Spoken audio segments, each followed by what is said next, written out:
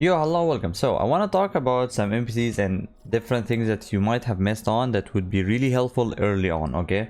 So the first one we have here is this weapon crafting. So in weapon crafting, next to the weapon crafting, there is this guy, weapon shop, okay? So the weapon shop, you can go to him and you can buy different materials.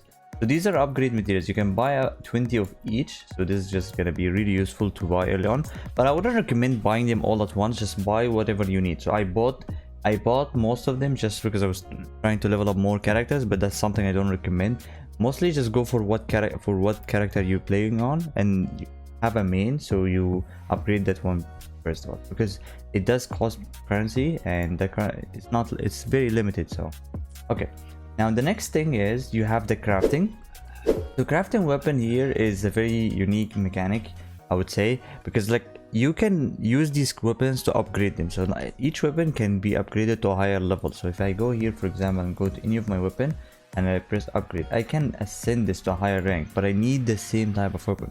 So if you really like a character, and this is something I would say it's going to be very difficult because there's no specific way to farm these materials, because it's in the world. I'm sure someone will make something about this later on where they will map out where every gem is gonna be located, so that's gonna make it a lot easier.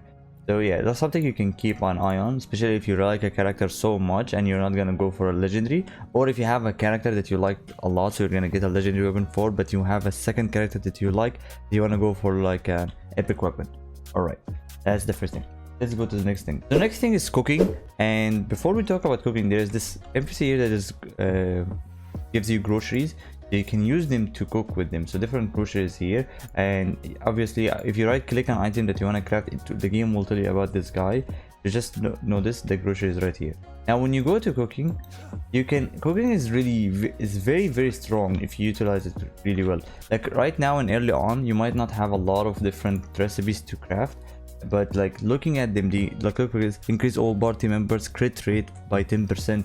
There's gonna be a lot of things, 22%. There's gonna be a lot of different things that you can use. I'm not certain yet about how cooking is gonna work in this game. Can we use it inside closed dungeons or not, fighting bosses, or is it just only gonna be in the overall world? But still, using it in the overall world is gonna be good, since you might wanna farm echoes faster, so getting a little bit of a bonus damage on your characters would do a lot. Obviously there is also an here that can give you cooked meals already, so that's would cost currency. I like how they always adding this always in the game, where like you can use currency and credits, and you can just buy with it whatever you want. But there's also obviously a limit for it. So this one will give you 15 so the stamina consumption for all of them is 15% for 15 minutes. So things like this are going to be very useful for you if you want to farm faster or something like fully farm faster. All right, next thing is the souvenir shop. So the souvenir shop is located here. I'm sure a lot of these things a lot of you know about them already, but I'm just talking about some of them early on, Okay, so the souvenir shop here, it's really useful to know about these things or early on, because I don't think they're going to be super useful later on unless they add more things to them. But for now, there's different recipes that you can get, which you can use them to be with the cooking, and would allow you to do more damage or have different foods. Obviously you want like as many as you can get of these, because you can pull more. I think the limit for it is 3. Obviously the premium one here is really good.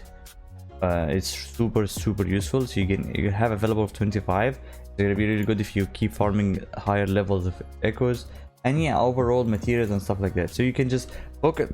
If you want to maximize the character, you can keep using everything in the game. You have the shop, the weapon shop, you have the souvenir shop, just to focus on one character early on. All right, next thing we have is the pharmacy. So the pharmacy is located right here. So the pharmacy, I think it's really cool because it just gives you instant items. Obviously all the flowers you need to level up your character, some you might need to go buy them, but you have some of these flowers here, you can buy them. You obviously have a limit, so it would be also important to find or collect any flowers you find in the overworld. But if you want to level up a character to a next tier, you can buy the flowers from here easily. And also you can buy the basic shop here, like the revive and the heal. It's really cool to have these for just credit, easy way to buy them.